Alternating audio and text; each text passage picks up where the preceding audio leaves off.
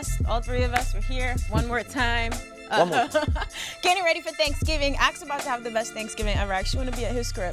Yo, my mom will never make oxtail and curry goat again. She's on her healthy shit now. I don't eat turkey. I've never eaten turkey. Like we just have nah. Like what? Period or just for Thanksgiving? It looks like an oversized chicken, and I tried it. Like it don't taste like chicken. It's not a West Indian thing. I don't think I had turkey till I got to America. If turkey tastes like chicken, I'll eat turkey. Niggas don't. But that's why I eat chicken. I mean, it's just not that good. Well, the dark meat parts, but the rest of it's just dry.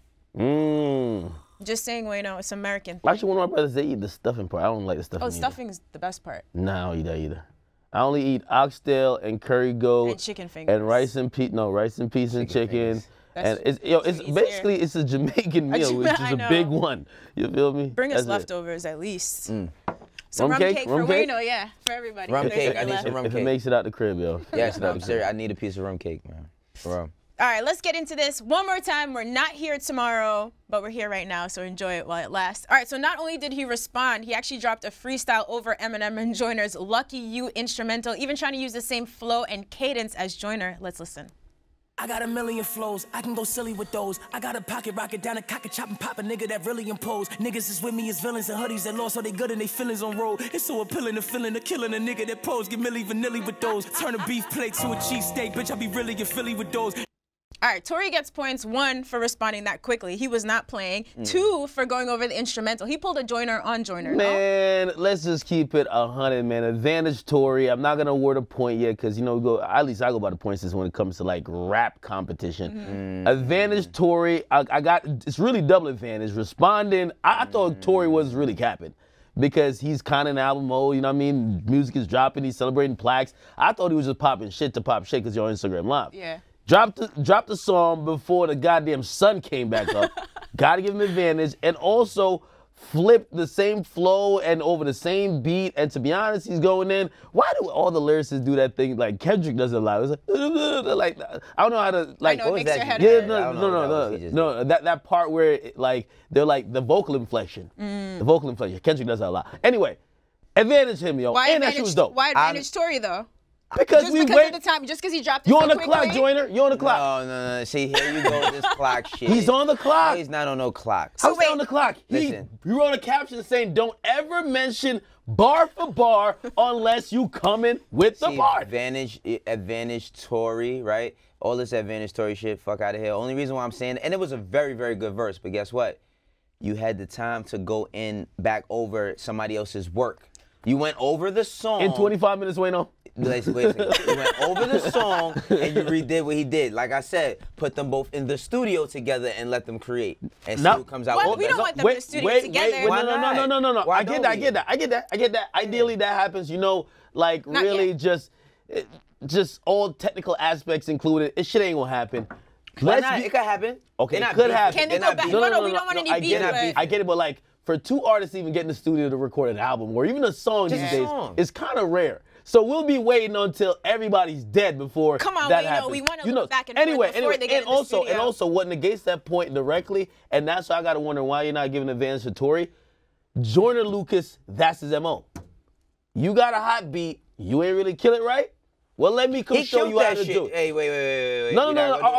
Okay. I'm not saying he didn't kill it. I'm not saying he killed it. No, he took a page out of Joyner's book. But Joyner, whether it's the bank account, beat, not 21. Get Gucci Gang over. Yeah. Let me show y'all how I get down. And Tory, who to be honest, you know, like I was having my doubts. But to be honest, advantage Tory, I got my man Joyner on the clock. Why don't you answer the phone when he tries to FaceTime you? Because he was going to talk to you about this song, I'm sure. Joyner, he should flip one of Tory's songs. But listen, I understand what you're saying. Tory started popping shit.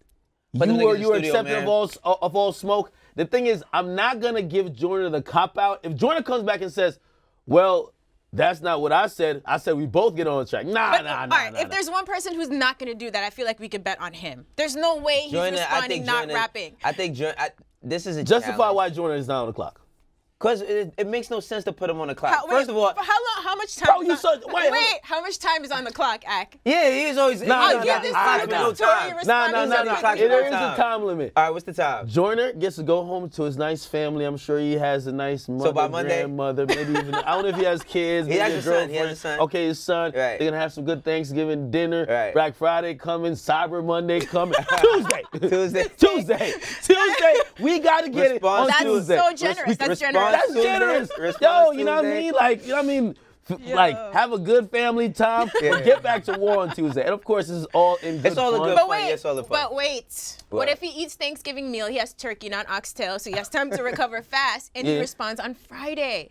All right, well, what if he calls it Black Friday? That's when, shit, you might just give that nigga his next title. But anyway, that's when we could, like, judge, and this will be a round one. This is just a spar enough lyricists. To be honest, we kind of need it. You know what I mean? Because outside of really super serious shit, where, like, it's life and death, like, the only other thing we've talked about is, like, Drake and we talk about Cardi, Drake and Pusha, but we talk about, like, Cardi and Nicki, but no record came out of this. Yeah. Now, this is why, again, he has to be on the clock.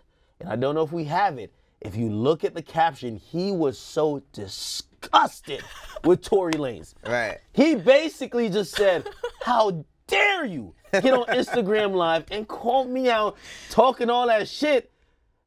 Don't you ever say bar to bar, for bar, unless you're built for you this. know what's so crazy about this whole thing? We got to start giving the fans credit, because just a fan asking the question started all of this shit, right? So I don't want to put him on a clock, because I don't know how much Wait, hold on. I just want to say. Why not? Because we know it's not like I would bet $1,000. This nigga, he's with all this. Joyner's writing right now. He's writing right now. So what I feel like he might drop it today. And especially since Ak gave such a generous. He gave it, because Ak be like, man, respond on your mom's birthday tomorrow. Like, but Drake and Push, I gave him 4 days because No, you gave. I waited 4 days, nigga. Where y'all at? He factored in Cyber Monday. That's amazing. Shout out to you, Ak. Yeah, I'm saying, listen, Tuesday, Joyner in response. I'm going to say Joyner not built for the smoke, even though he is. He is built for the smoke. You going to say Joyner not built for the smoke? No. But you can't call out somebody who, like, it's like a shit-talking competition. Yeah, I could do this. Right. No, you can't. Yeah, I could. Right. After that, I did it. What's up? And if you're like, oh, okay, all right, you can't take too much time, man. I've seen Joyner hop on niggas' beats almost damn. The song ain't even fully come out. The day's not over. We might get something tonight, right? Man, I hope we don't, because then we can't talk about it till like Tuesday. I know, but I think we'll probably get something like tonight. We get something tonight? Yeah. Joyner, out of pride and knowing that this is what he does, there's even though it's friendly, Tory threw some little subtle shade and disrespect in there on the friendly levels to say, see all you lyricist niggas who think we can't do all this fast flow shit? He's basically summing up Joyner's whole, and that's a lane Joyner got. He kills every beat. He got the lane. He's summing up to like, oh, this is just the fast flow niggas right here, which any of us can do I think Joyner, because of course they're not dissing each other, they just putting out dope verses. And Tory's verse was very, very dope. Yeah. But I think Joyner's gonna keep up. What's good about this is that I said that Tory can keep up. Now I don't know if he'll have the best verse, but I feel like he can keep up with everybody that raps. Yeah, points for being ready. So well, he's already won that. He's already won the discussion of would he be able to keep up. Yeah. Y'all want me to be honest? Be honest. I think when Joyner drops this shit, it's gonna top Tory. You know why? Only one thing. And Tory's my guy. Tory, you know you're my guy. Right. But when Joyner hops on your beat, Joyner has these like subliminal joints when he plays with your name. He's gonna play with your hairline in a joking way, your songs, everything you're insecure about, your height, your basketball talent. There's a lot about Tory you could kind of talk about. Damn, you just gave him all the ammo just now. No. You gave him all the ammo. Right. Joyner is one of these motherfuckers you could tell he sees everything, well researched, and when he comes back, he's gonna clap back with it. The only critique, and I understand it's around one letting people know, no, I wasn't all just Instagram live talking, I rap too. That's why I gave Tory the advantage. But I believe Joyner is going to make it a little personal to Tory. Again, nothing disrespectful. Yeah, we're this still is just fun. This is fun for the fans. That's not even but like something that where it stings. You know what I mean? Like just think of like, that's why URL is so great. Like you watching it, and as a fan, you're like, ooh, we got him with that shit. So I mean, that's why I'm like, yo, we got to just find some time to get, because, all right, he does his. Find some time for y'all to get in the studio together and throw somebody else, throw a few other people in the mix, and let's have the debate on who has the best verse, because we don't have those songs anymore. That would be dope if that's how it ended. They went back and forth for a little, then got in the studio. Yeah, it's and then put a few people in there, like, and have a little gauntlet, see who comes out the best, you know? Let the fans judge it. I would love for that to happen. Put it on one of your albums, right? So that's an album track. But this right here, this is the scrimmage. Hop on this beat, hop on this beat. Let's see what's up. And again, I do believe, you know what, like, you know, as much as shit. Did me and Joyner go at it when he came on the show? But let's salute to Joyner though, because when you're in this like lyricist box, a lot of times niggas just like to chalk you up as just boring, this and third. He be making the shit fun. You know what I mean? Yeah, even though sometimes I be looking at it like, what did you really have to diss the non-lyricist? But still, like these little engagements, like rap is a contact sport. Right. You get me? Like, we got steel sharpens steel. Absolutely. So I think like with Joyner, because look, I'm Not Racist, thought-provoking record. Then he has, what's the joint? I Like. You know what I love. Which I really like that song. I Love. It's the things outside that's, for me, he's just not visible. And I think that that's because he cares so much about his music. Like, he cares so much about his music, he's taking his time. Joyner Lucas, when he dropped I'm Not Racist, of course he could have dropped the project right after that. Yeah. Nah, I think that he's taking his time with it. He absolutely is. That's what he said, like, because we thought an album was coming this fall, but he's like, nah, these are just songs. Like, I'm like moving. So I think this is perfect promotion for him. He doesn't have to get outside of himself. He just got to do what he does best. He quietly had a great year. I mean, he did all of these things, and he was on Eminem's album, held his own with Eminem, you know what I mean, on Eminem's official comeback album. So it's going to get interesting. I just want to add one flip-flop thought. Oh, here we go. He's going to come with some crazy shit. It's not flip-flop, but just... Lil Pump gonna have a better verse than both of them. Tory, my guy. I just want to let Joyner know what the stakes are. If you lose to Tory Lanez, or if here go. Okay, he's setting the stakes. It's true. Oh, it's come true. on, man. Trust me, I play video games with Tory. I've seen Tory play people in basketball. This is a big mouth, loud mouth motherfucker who's short and he popped the most. He's one of the guys. Complex. He will talk shit to the point you want to fight him. Right? If you lose to him, you will never live this down. And again, it's friendly, so nothing like too crazy. But every time you rap and you about to call somebody out, you ain't had that same energy for Tory though. You get me? You can't have that. Yo, do we need a contingency plan though? So if we're gonna be off for the next like 5 days, maybe we could do like a Skype in. Listen, everything always happens when we're on break. And then they're in the DMs like, bitch, come back to the country. We need an episode. It'd be hilarious. Hey, listen. If we can't do it here, we can't do Skype. Hey, Tory and Joyner, just get me on Instagram Live. To get him live. Get him live. I'll referee the whole thing. Let's get it. What's the problem? Right. It's gonna be dope. Thanks, guys, for that. It's been kind of a dark week so far. We needed some fun here. Right. All right, let's talk about Juice WRLD. So this comes up really often. Curious what you guys think about this. So over the weekend, Nick Mira, who produced Juice WRLD's smash hit Lucid Dreams, posted and deleted a series of tweets, basically saying Sting was trying to take them to court for interpolating the famous guitar riff on his 1993 track, Shape of My Heart. If you don't know that song, go listen to it. The guitar riff is going to sound extremely familiar to you. So he essentially said in the tweets that Sting was already taking 85% of the royalties from the song, which is so wild, and then he wanted to take them to court to make sure they didn't get any of it. Juice WRLD handled this very diplomatically. He said, look, lost millions, made millions. The song impacted so many people in a good way for me to be upset about it. There's more money to come, etc., etc. Now, it's not like Sting didn't know, so he previously told Billboard that the song was a beautiful interpretation that is faithful to the original song, and he also joked that the royalties would put his grandkids through college, which sounds like a fact. 85%. Right. Well, see, here's the thing. You have a decision to make. What I'm very curious about is I want to know if Sting did this same shit to Nas, because Nas sampled this too on his was it The Message? On It Was Written, right? So, but it wasn't a single, and things were very, very different at that time.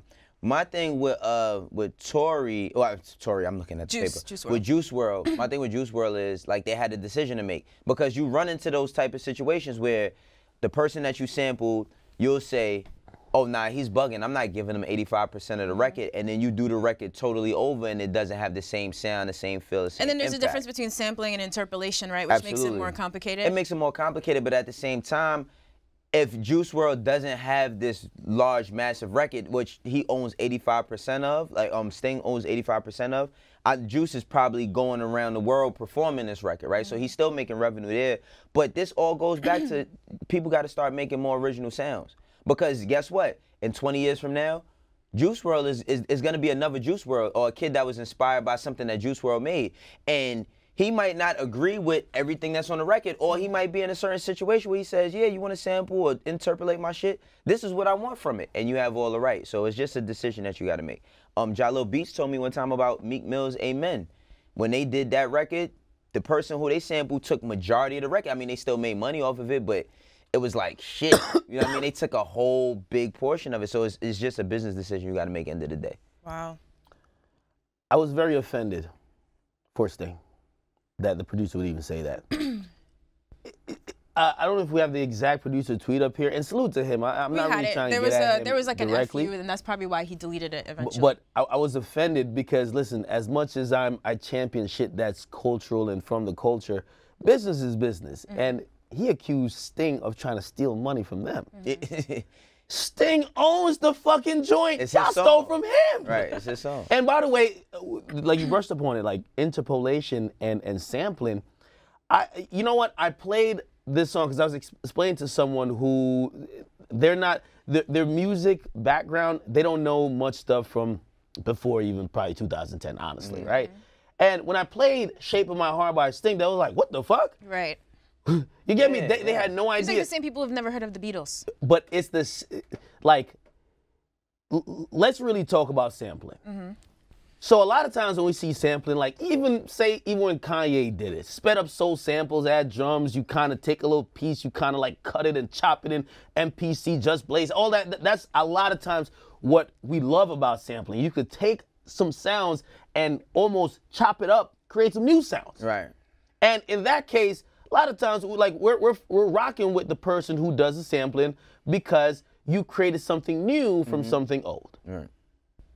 Listen to Sting, Shape of My Heart, and Lucid Dreams. It's the exact same melody. Yeah. There's not a different chord. Yeah. There's not a different note. Right. The only thing, you should have just sampled it. I don't even know why you replayed it. Right. I think they probably thought, like, you know what? They were gonna cheat the system. But that's the thing about what people don't know what an interpolation is. It's like, if you say, if a woman made a song and said, I love it when they call me Big Mama instead of Big Papa, that's an interpolation because you're flipping the words. Now, a lot of times, especially in rap, rappers let they shit slide all the time. Like, rappers always use other people's bars or flows or melodies sometimes in their bars, and they don't never do business about it. But a person like Sting that's so massive, you can't get away with something like that. And I get what you're saying about how you was offended because they basically took the same thing.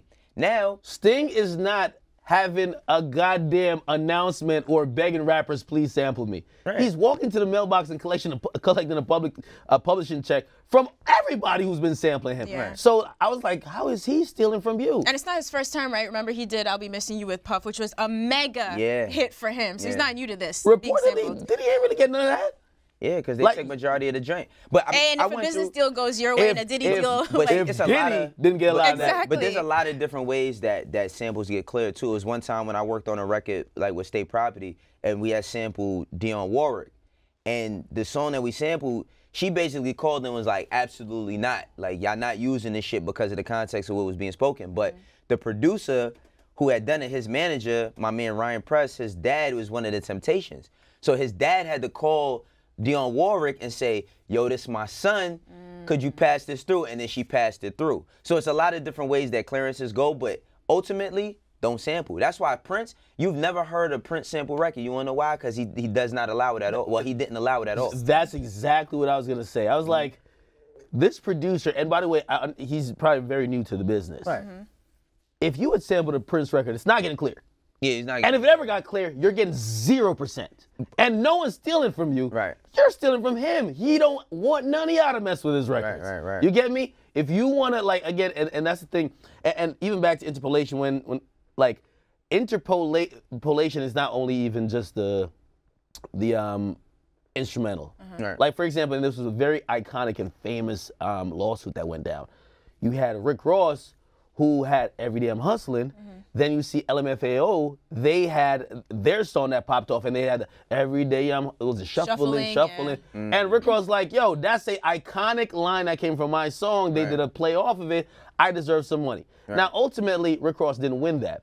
But it shows, okay, because you know what happened in court? They said, well, it's one phrase, and also they changed the word. Blurred Lines was the one that really like. Blurred Lines. That Wait, became, listen, but we gotta look at also. No, but all of that is different, right? So much different. Like again, even sometimes people sample a line. Right. You get me? Or they'll say that line again. Right. You get me? A lot of people say the same iconic lines.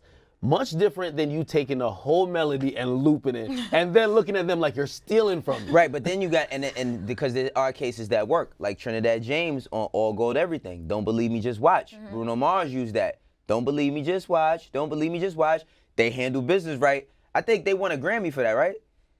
Trinidad gets a Grammy for that. Yeah, Trinidad gets a Grammy for that, and he gets paid. And a lot of things that people probably don't realize is that, like, for example, which is a company that is administering Sting's publishing? What's their relationship to the label that signs Juice WRLD, right? They probably had that conversation to say, hey, this is what we'll allow as opposed to what we won't allow. Right. You get me? For example, with and also depending on the catalog too. Right. Sting is an icon. Trinidad James more liberal, and also Bruno Mars probably more liberal as both kind of contemporary artists. Okay, you know what? Let's not play this out in court. Fuck it, right? Let's get some type of percentages. We're gonna be good, right? But when it comes to Marvin Gaye, in a state where that catalog is iconic, we're not really into just like, oh, let's just get this off. Right. We're good. Right. You need to get this off. Yeah. And a lot of records, really great records don't happen because you can't clear them shits. And another place that's, well, people who are hard to clear stuff with is movies. Like when people use stuff from movies, because they don't give a fuck. It's like, what do I need? Like if somebody scored a movie, bread, it's like, but the thing is that when you're a producer, you have to be careful with sampling. And another thing that I learned when it comes to sampling is there's things that we're subconsciously like influenced by. So it might be a song that you grew up listening to, and you might make a beat, and you could have done the beat originally, but it may have a melody in there because you listened to this song as a little kid your whole life, and then when it gets to the musicologist at the label, they're like, oh, nah, we have to clear this. And you're like, what? Clear it? I didn't sample anything. Now, like, you have to be very careful with creating music. Very careful. I could tell you guys this. There is and this is contemporary shit, no samples or nothing.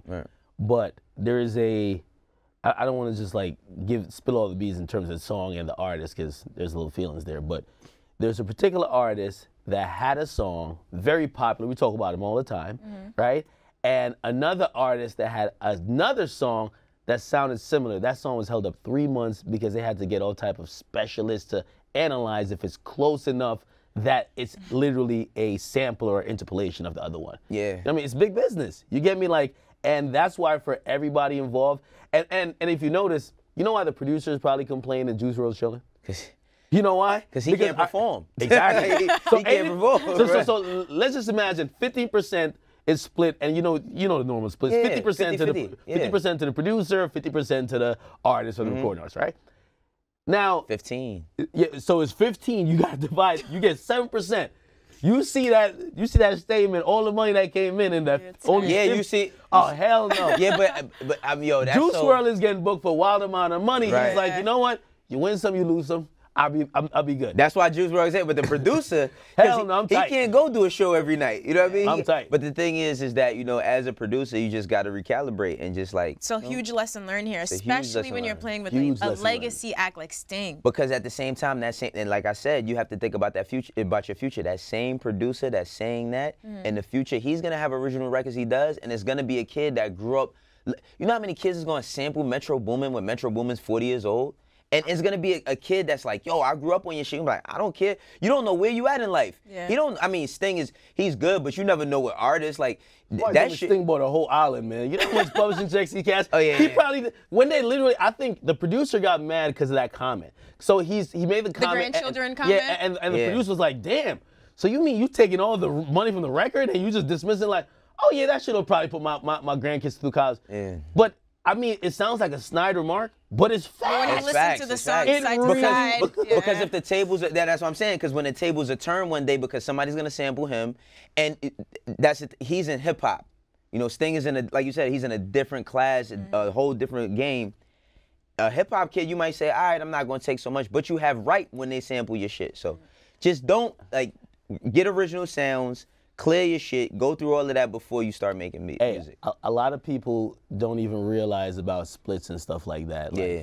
And so when they hear this, it's very foreign to them. I saw a lot of fans really freak. Like a lot of fans, their first reaction, what the hell? Our favorite artist is really getting ripped They off. probably also were like, who the fuck is Sting? Right. Absolutely. No, seriously. Yeah, they probably also think about the song Michael Jackson and Drake. I would be shocked if Drake got like half of that song. That's why I want to know. I would be shocked. But that's why Michael Jackson don't need Drake. As hot as Drake, I don't need Drake. That's what I want. That's why I want to know what Nas got off of his record, percentage-wise, because it's the same sample. But the Drake one, wasn't that a previously unreleased Michael Jackson vocal? So I wonder if it's different than sampling or interpolating an extremely popular song. Maybe it's a little different. Well, like sampling splits at least. well, sampling is one thing, right? Like the splits is like, say me and Wayno do a track, right? If Wayno do the hook and he's a feature, shit, he might get 33% because usually the hook is like 25 at least, right? Or 15, depending. Yeah. Exactly, right? So that percentage change when, you know what I mean, if it's a Michael Jackson. You know what I mean? Michael But Jackson. They're giving you an unreleased Michael Jackson record. I'm pretty sure they're saying like the same. we need 80% of that. Yeah, absolutely. Because like you said, like if you give me 15, but that's the thing, if you give me 15, then you got to eat that 15. Like the producer doesn't touch that. Like they get theirs. But if you sample, see the thing is if you sample, it's not the artist's fault that you sample. So a lot of times the artist will say, yo, they came back and said they want 30%. You got to take that out of your 50. I'm not giving them that because I didn't tell you to sample the shit. I just used the beat. So just be careful when you're making music. And also you got to be in tune with your business because outside of sampling, people don't know, like, again, every record got to get cleared, sample or not. Like, everybody has to clear their rights for that record label to use the master and put it out, right?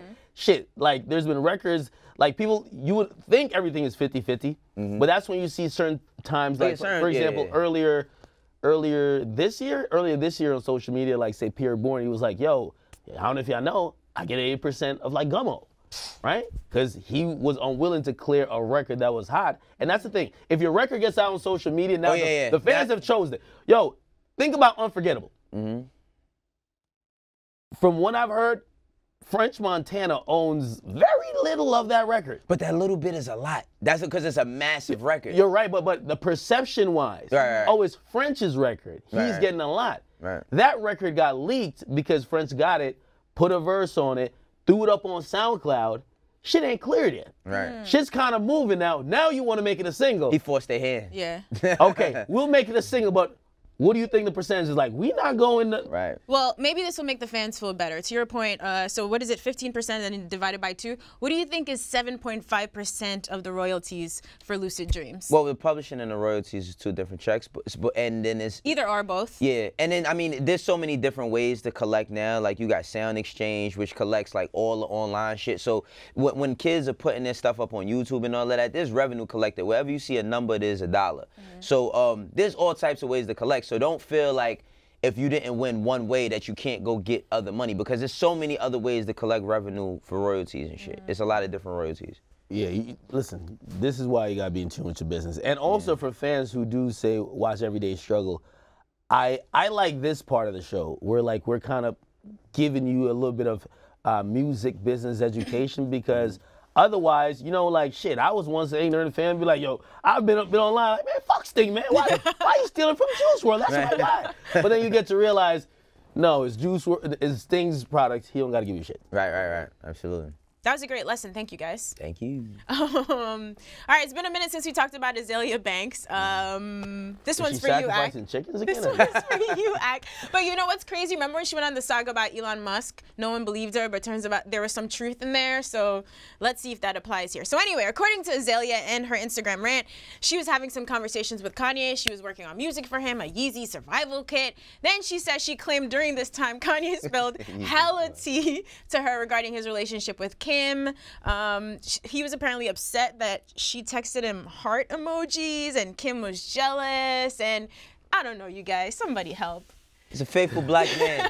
Kanye's a faithful black man. You can't be sending heart emojis. Yeah, he goes on to say a lot about Kim and Kanye that I don't even necessarily want to repeat. But who knows what goes on between Kim and Kanye? If she's jealous over Azalea Banks. You've caused enough trouble in that. Azalea Banks texting a heart emoji. He just doesn't like being texted emojis, is what I've learned about Kanye this year. Purple demon emoji. What Why kind everybody of so scared of emojis emojis? do you like, Kanye? It's just him, apparently. That's a fact. Kanye is scared of all emojis. Right. A smiley face to him could mean 30 different things. Right. A purple demon emoji Purple demon means emoji. almost a direct You know what threat. that means, man. Right? I don't know. Like, I mean, I do think this is funny, but then I do think it's a little bit serious, right? Because, like, that parent is weird. And it then goes to kind of confirm some of the insecurities that sometimes we feel Kanye has. And again, this is if we believe Azalea Banks. She's kind of like flushing them out. Now, of course, she goes really far, as she usually does when she's trying to disrespect someone. And she's talking about his family. But I looked at that, and the only thing that came to mind is, just like with the Elon Musk thing, I'm like, why are these powerful men talking to Azalea Banks? Like, come on, bro. Hey, yo, hey, man. I threw a word out there last time. I'm not gonna do it again. But come on, now. Y'all gotta give me an answer. No, y'all gotta give me an answer. Yeah, listen, man. Are they trying to sacrifice chickens? Are they trying to invest in bleaching cream? I don't know, but she got something that's drawing Are they trying to study mental health? I was more interested in what the fuck is gonna be in a Yeezy survival kit. Like that. A convection oven. A what? Plate. It was a bunch of random things. And also, like, no disrespect to Azalea Banks, because I don't think she makes necessarily trash music. No, she's creative. She's talented. That's the one thing everyone can agree on. But if Kanye is going from Lil Pump to 6ix9ine to Azalea Banks, that nigga's lost grade. Oh yeah, because then that nigga's lost. How about this next that topic? That nigga is lost. Right? Yeah, he's out. All right, let's go to. So at least Talib Kweli, someone is extremely credible, right? We're not putting. He's not in the same realm as Azalea. Right. So he was on Nori's Drink Champs recently. He basically said that while he was working with Young Music a few years ago, Kanye basically admitted that he was just wildly jealous of Drake, and if this is true, it would explain a lot of things. Let's check out the footage. But he says to me, not in his house, but in the studio, how living in Calabasas while Drake was there was hard on him because he felt the competitive energy, and how when Drake moved away, he had this creative rush. I feel like he's triggered by Drake. I feel like he's triggered by Obama calling him a jackass.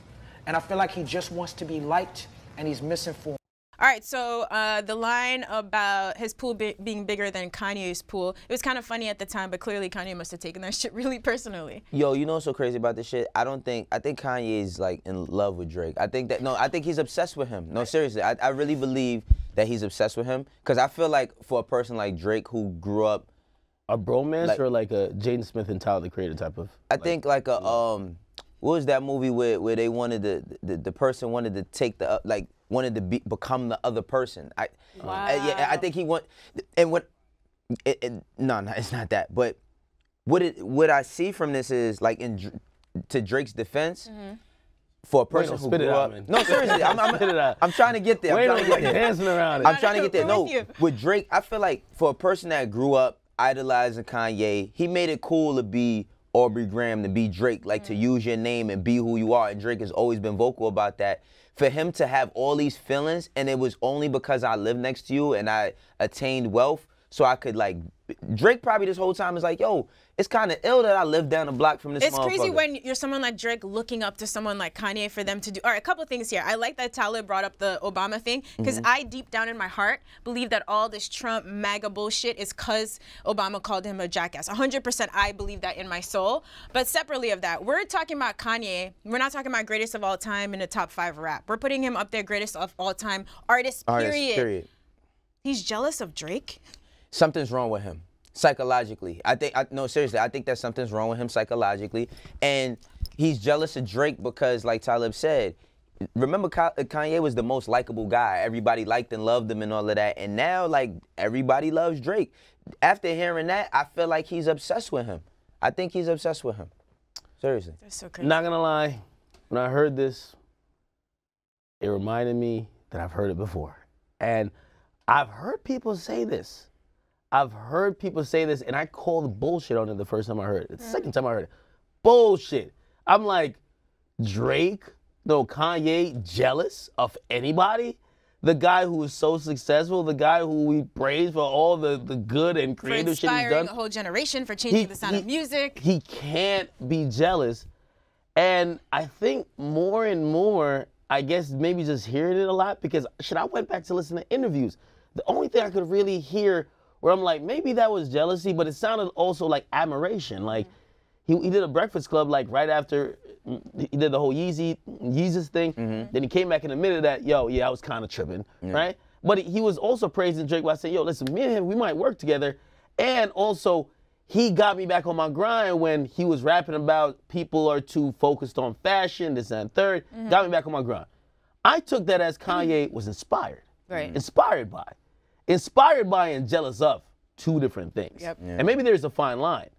But I just couldn't get it. But after everyone keeps just love saying and it, hate at the same time. Yo, When there was that line about Kanye, and I'm gonna listen to all of Drake's music. no. Like, was this I'm gonna go watch all the interviews again. No, and Drake has been subbing that exact point, but I'm just looking at Kanye from a public standpoint. I've never been in a studio with him like Talib. Yeah. Talib is talking about personal shit that you could get, you could feel it from someone's aura, you could feel it from how they're speaking about, or how they're inquiring, or how they're attentive when you talk about another nigga. You could tell, yeah, you're a little obsessed with him. You're a little jealous of him. I've never been in that space, so I'm looking from the public standpoint. And I'm looking, and I'm wondering, this is theory. Kanye kind of kicked open a door that it felt like he traveled the dirt road and he chopped down the bushes to create the path, and Drake came through on the paved road. But people didn't do that for Kanye, though? On that particular... In terms of the singing, rapping, mixing thing, but there are a lot of... On that particular... I'll let you guys get at it. Drake can't come in and succeed if Kanye doesn't come out like that. Right. Yeah. Right, but at the same time, Kanye can't come out and succeed unless everybody roots and champions for him to say, yo, he's not just a dope producer, he's such a dope rapper. Because, like I said, I worked at Rockefeller when he was there, and motherfuckers did not take him serious. A lot of people at the label didn't take him serious. And it took a Dame and a Biggs to really say, yo, this nigga's dope. We're gonna push this. So he had a role. Everybody has their struggles. Everybody has their trials and tribulations. But he had a role paid for him as well. And it's not like people don't acknowledge what he's done. Yeah, the thing I was really saying is that like I give Kanye and Cudi, but we'll just use Kanye, he's a bigger name. I give Kanye credit for literally creating a different lane for a different sound. A whole generation. Yeah. Whole generation. And I think what happens is that when you are the one of one, you're good. When you're even you're one of five, but you're still the most successful, you're good. Drake is the only person to have, I won't say surpassed, but like he's been more relevant or more successful on a music level within your lane that you created. Right. And almost, if I'm thinking the narcissist in Ye, he's seen people look at him, and by the way, again, this is completely a theory. Right.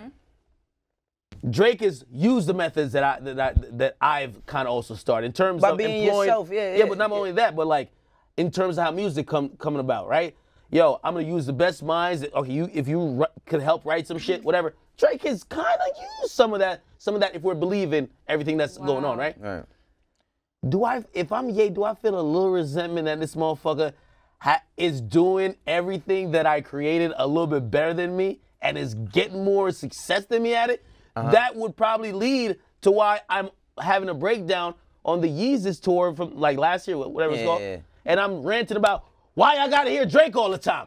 I love Drake, but why this nigga music gotta be, again, well, I'm just connecting I like your theory, things. I like your theory, but I'm gonna chalk it up to an even more like simple yet childish way of thinking. And what I mean by that is Drake is just the new car.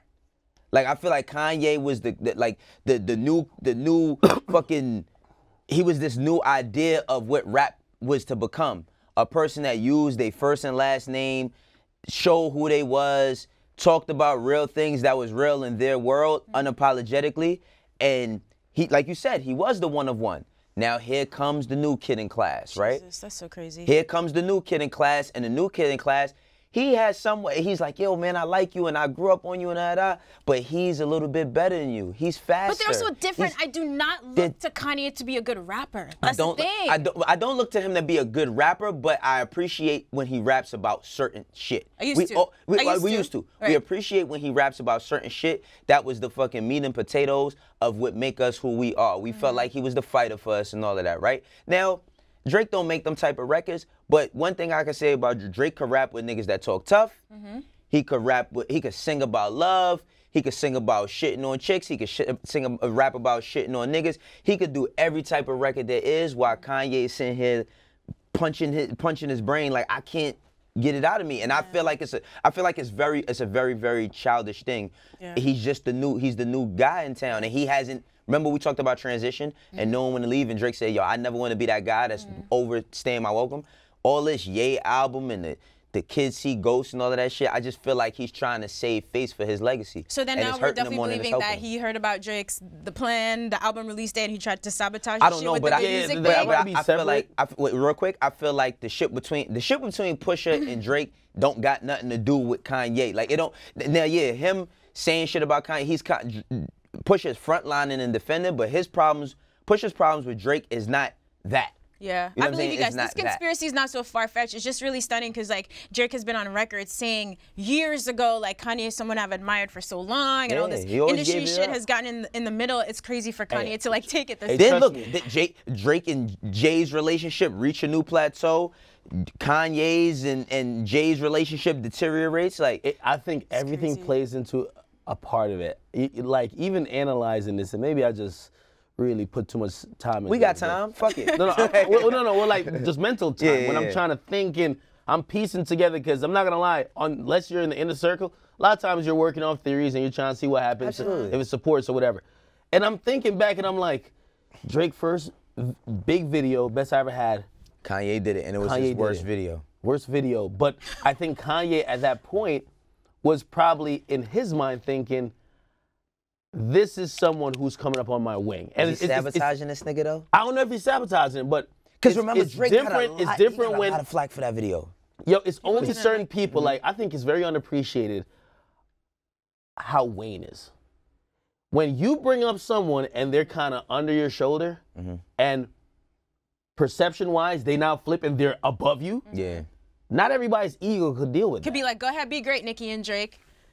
There's a video where Drake is fucking in the studio venting that Kanye is not even responding to him and he needs him to do stuff for a record. And you could tell in that dynamic, Drake wasn't shit. Kanye is looking at him like, all right, just like Hov, little bro. I get to you. Yeah, just like Hov, little bro me, I'm little bro and you. Now, tables have turned. Wow. You need him for records more than he needs you. You get me? He is gaining relationships with people you used to gain relationships. Again, it just could be a then he tried to put it on hold, talking about something. He was in on Pop Style. Remember the shit he said? Like, we was in on Pop Style because Jay-Z ain't want me on it, or someone. He tried to throw it on somebody else. And if we're using that same theory, maybe he tried to throw the monkey wrench and fuck up a possible relationship with Jay and Drake, right? Also, keep in mind, he was also talking about... this feels like the math scene from Hangover. Like, when mad shit is going on, like, for real. Nah, for real. This is hip-hop soap opera. Right, for real. Just listening and kind of going back, jogging in memory, saying, maybe this has a little bit of merit. That statement by Talib is just not that far-fetched. And I'm sitting here just saying, again, it's still going to be a theory, but I've been hearing this so much that I'm almost willing to accept it and saying this is a working theory until I'm proven otherwise. Well, I mean, especially with Talib being a person that's seen every shade of Kanye. You know what I mean? Like, knowing him as the producer, knowing him as the rapper, seeing what he went through his whole entire life and his career. He's not just a colleague, they're really friends. You know what I mean? Like, really close friends at one point in time, so. Just on a human note, though, it's a little bit scary that you could be someone with as many accolades and with as much respect as Kanye. But I mean, he's still a human being, though. Like, the thing is that... All right, we got time for one more after this. What I was going to say is, like, he's still a human being. Like, one thing is that we would love to believe that success takes us out of feeling, right? And I think he still feels like real things. and he just don't know how to express it. But it's not far-fetched. It's really not far-fetched. Okay, on another theory, I believe Conspiracy act. This is where I'm hearing it. These are people who have been around him, right, who have seen or been privy to things that are not public. So I'm using kind of that and also the shit that is public that we could probably all identify with. But I heard, again, when I heard a lot of this like months ago, I'm like, get the fuck out of here. Why would Kanye be jealous? But also I heard it was like, yo, Kanye's focus is not music anymore. His passion is not music. That's gone. Yeah. And because of that, he's not making the top tier shit anymore. Right. He's leaning more on people more than he's ever had because creatively, his creative juices is flowing in other places. His passion is in politics, fashion, all of that. And then when I see how everything plays out, I do believe all those 7-track albums, because he did get more dedicated than he's ever been in a long while, right? And even though it's an increased workload, I think that was him trying to compensate for his ego with that being the talk around some circles. Right, because I feel like there's no more good music. I feel like that there is no good music anymore. And I mean that like as far as what that meant and with the I feel like there hasn't been a good music in a minute. Yeah. Like respect to Pusha, obviously, he works hard, but Kanye has been checked out for a long time. Yeah. Of good music. And that's why I believe Yandhi got pushed. Well, other than with the crazy shit he's doing, but I think Yandhi, because I think he said some of the sounds he's created in Africa, salute to Uganda, but he said, it's my beautiful, dark, twisted fantasy-esque. And if we remember when that came in his career, people had mixed like, yo, is Kanye like kind of losing us? And it came with the shit. Yeah. So if I'm thinking that, yo, Kanye, the fragile ego guy, sees that he's surpassed by a guy he used to little bro, who knows? But again, working theory, if I'm right, I'm a genius. No, these are but great. If I'm These wrong, are great working theories. If I'm wrong, I'm not gonna lie. I'm starting a conspiracy theorist YouTube page. That shit sounded amazing. Yeah. Wow. That's all right, hilarious. let all of this simmer while you guys eat Thanksgiving dinner tomorrow. This shit is crazy. All right, that's it. We are out of time. Gentlemen, final thoughts? Do you help out in the kitchen on Thanksgiving? You said what do you want? I'm the kitchen? sous chef. My little sister does the cooking. She's really good. You're the what? Sous chef. I assist. I chop shit up. I hand her what she needs. I used to, buy but I'm not doing groceries. none of that. I pay for everything. You don't do shit, do you? Who, me? Yeah. I show up when it's time to eat. Figures. No, I'm with you on that. I still go to my aunt's, like we all go to like our Jamaican like extended families isn't that big, so we all go to my aunt's house. Yeah, you know, like that's when all the, you know what I mean, the women for the most part bond in the kitchen and like Respect women. No, it is respect women, but that's just traditionally in my family, right? Yeah. And that's when In Grenada, all the men cook while the women kick it. Hey, honestly, Yeah.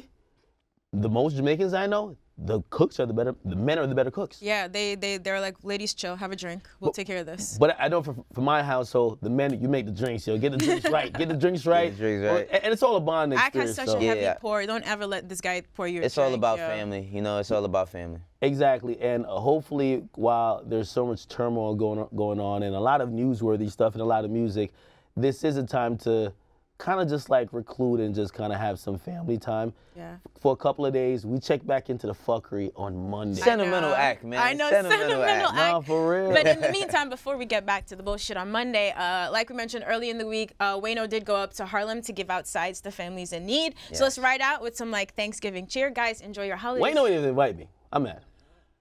Anyway, we'll see you guys Monday, Like, 11:30 everybody don't a.m. eat with me too, on B. Everyday Struggle.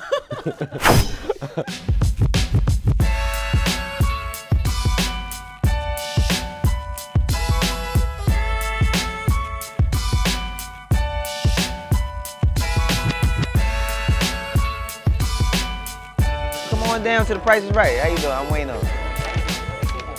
Here you go. How you doing? Happy holidays. Here you go. Here you go. You're welcome, man. Enjoy your holiday. How you doing? Here you go. Enjoy your holiday. How you doing? Here you go. Thank you for coming. What's up? Look, he got up for that one.